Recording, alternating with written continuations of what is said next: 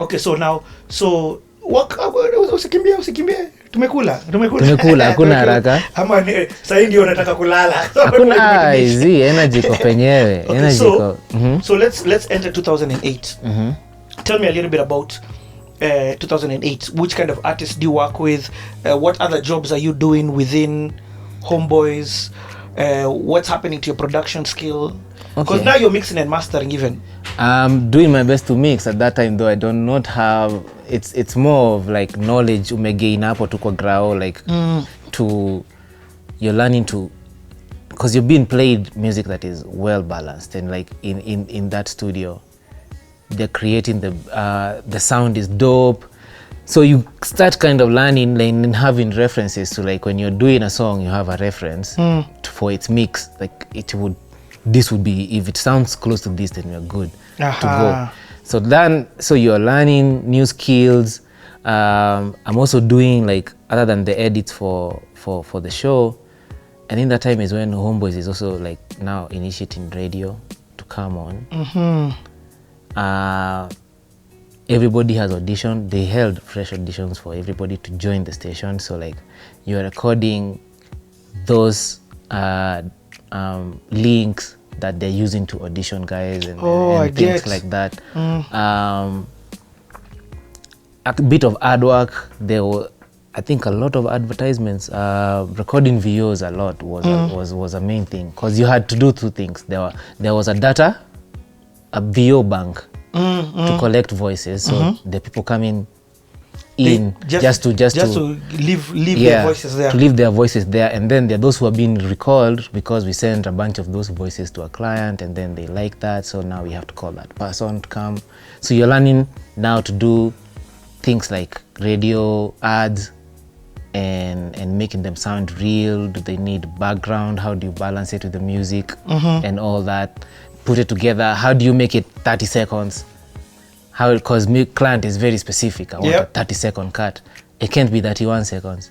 So you're learning, like, you can speed things up and not sound funny and like pitched, but at the same time the ad is making sense. So those kind of things, those little to record the instruments. How am I recording instruments? How am I recording? And like for the ads, who are you reporting to? Who's your boss? But for the ads, Alf is the boss. So okay, in fact, who is at Homeboyz at this time? Who is working at Homeboyz? At this time,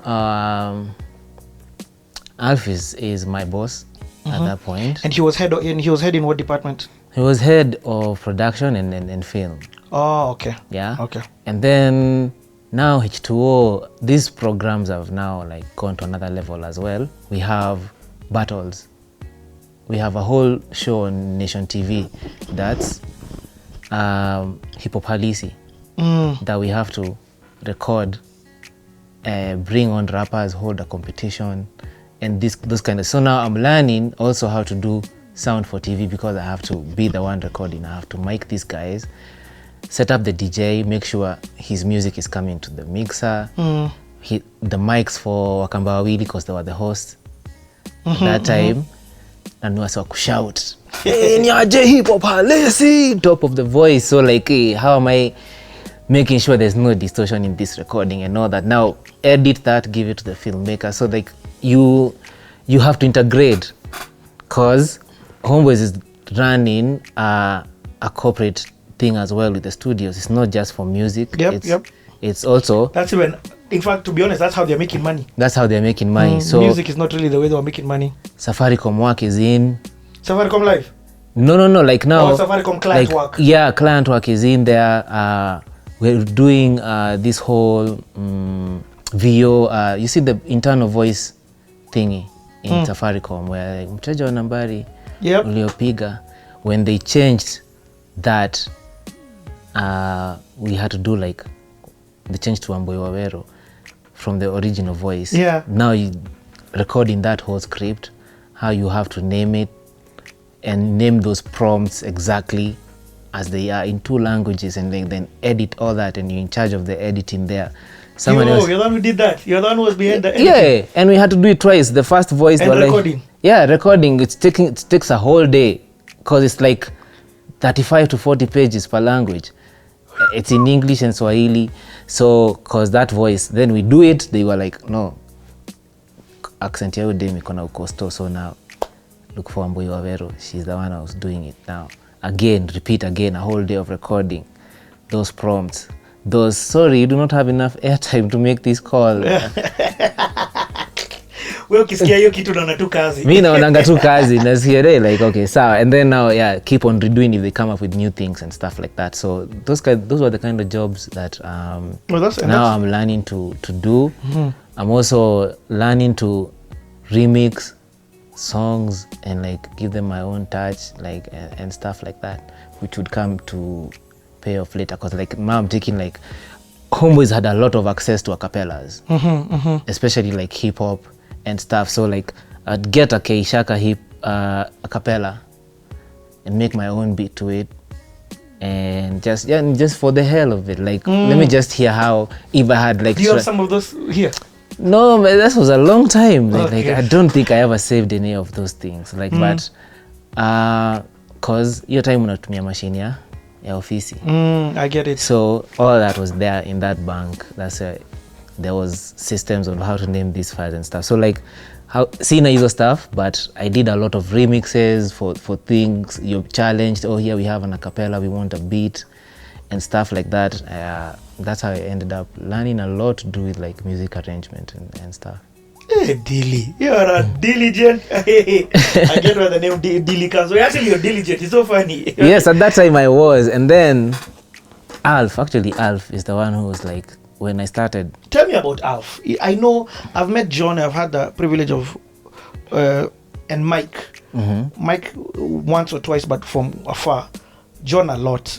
But Alf, never.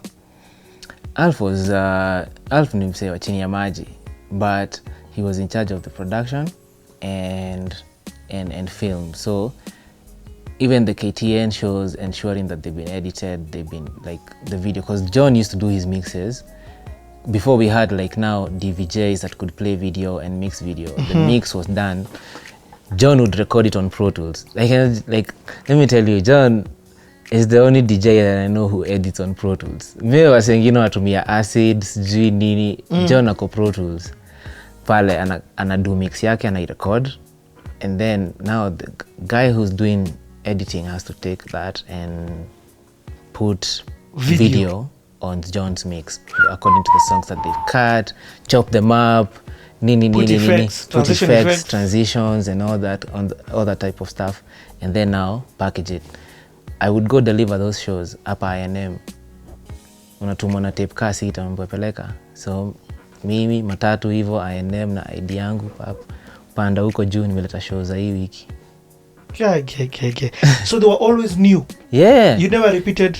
They never repeated. They always make shows for every day. Kama leo ni rock, ni kuna rock. And it's a different mix than. It's a different mix than last time. Mm-hmm.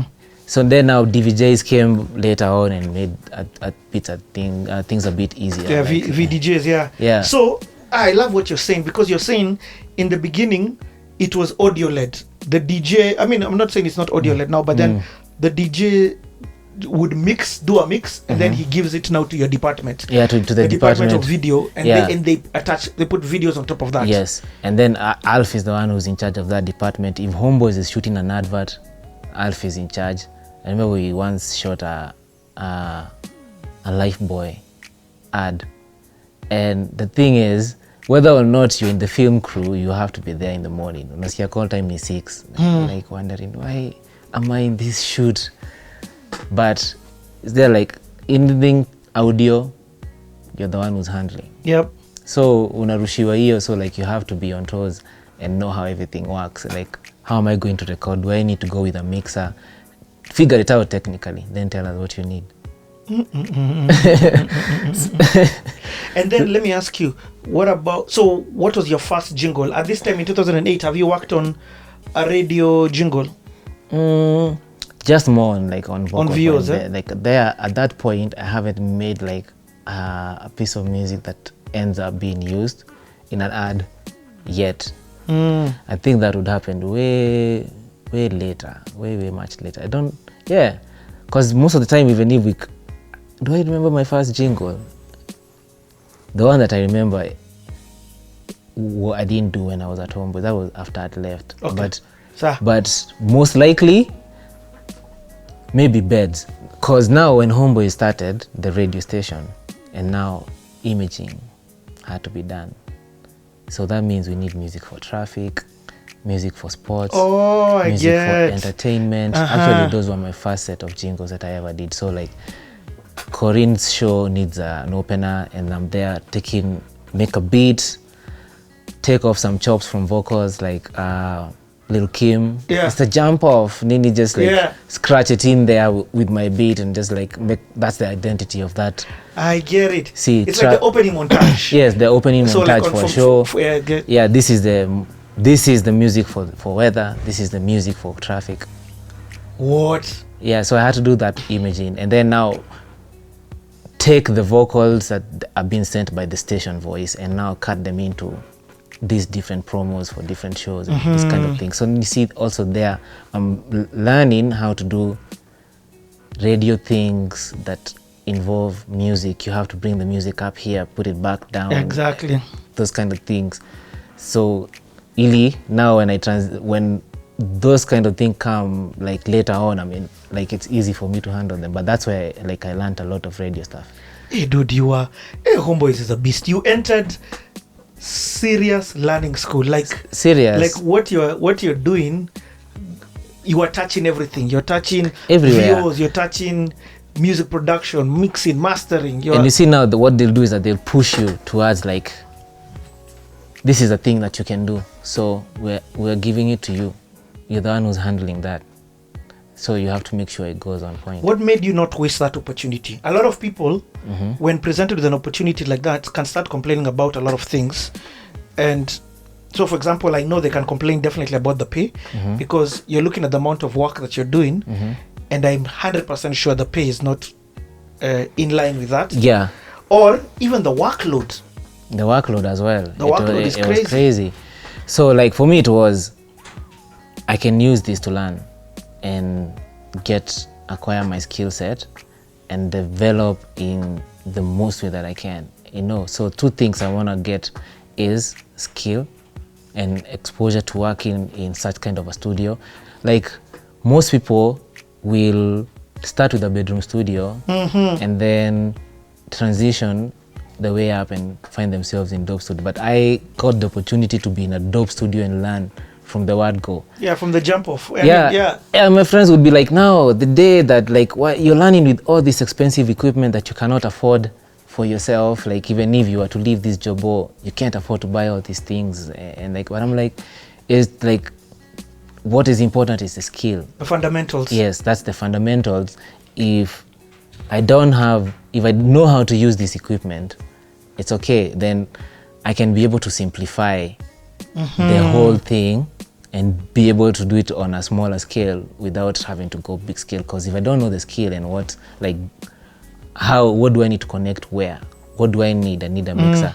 Do I need a whole 24 channel mixer? No, because I'm not recording no band, so I can use a 4 channel mixer. I get it. I get like the and skill also some set. things were moving from hardware to software. Everything, like now by this time, I'm starting to get, because Yule Pale was done on Pro Tools combined with Reason. So later, I think towards the end of 2008, Logic comes and takes over. Completely radicalizes the music industry. So Alf buys Logic. I don't know. Yeah, Alf bought Logic, the box. That time ilikuwa inakam na box yes CD 8 DVD. So excitement, installation, nini. I start messing with it, and from there I said goodbye to Pro Tools. But but you started on Pro Tools. Yeah, I started on Pro Tools. But I loved Pro Tools for from editing. Adobe Audition to Pro Tools. FL Adobe Audition. Now I've learned Pro Tools, but I like it for editing things and mixing and stuff. So I was still using it. In fact, it's so funny. Even when Blackman, who produced my album, I recorded my whole album on Logic, but after he does the mixing on Logic, and then he sends the master export to Pro Tools. Yeah. Because Pro Tools, when it came to mastering, Pro Tools has a good engine. Now the only problem with them is that for you to own Pro Tools at that time, you had to buy hardware.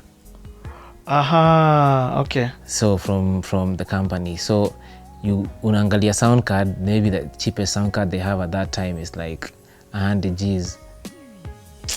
So you see, only a company can afford that at that moment. So you're just like, okay, Koheri, bye-bye. So good. By the time they stopped, it came to be that you could use any sound card. It was a bit later. You guys already migrated. I was still using it. I would still use it for like, even right now, I'd prefer to use Pro Tools when it comes to editing of vocals and like, just like cutting things, because it's easy, shortcuts, very easy on them. It's what you got accustomed to. Yes, but when it comes to like now, like let's lay down the beat. It's a bit. It's the same concept you apply on Logic, but now here you're working with actual WAV files. That's what you're sequencing. So you have to cut the WAV precisely to fit, set BPM, Nini, that kind of things, and we were arranging music on that first. Then now we moved on to Logic. Okay. Let's go back to some 2008. You've worked with Red Sun. You've worked with Sana in Big Pin. And I'm recording Digi's album. Digi's album, yes. Yeah, yes. Anybody else? Who else did we work with that year? I think mainly those were the people we worked with that year. Okay. Because I was doing the Dig project. I was doing a couple of Red Sun songs. Barbara's project, Sage's project was in the works as well. And now I'd done a song with Sana and Big Pin at that point, and then now we started working on more stuff with Big Pin in 2009. Okay. Yeah. So is there anything else in 2008 that you think is important before I transition you? I think must have been the time. While I had met him at the studio a couple of times, even when he came to do the collab with Dig and stuff, but I think we started working together in 2009. 2009? Yes. Okay. 2009, let's then enter 2009.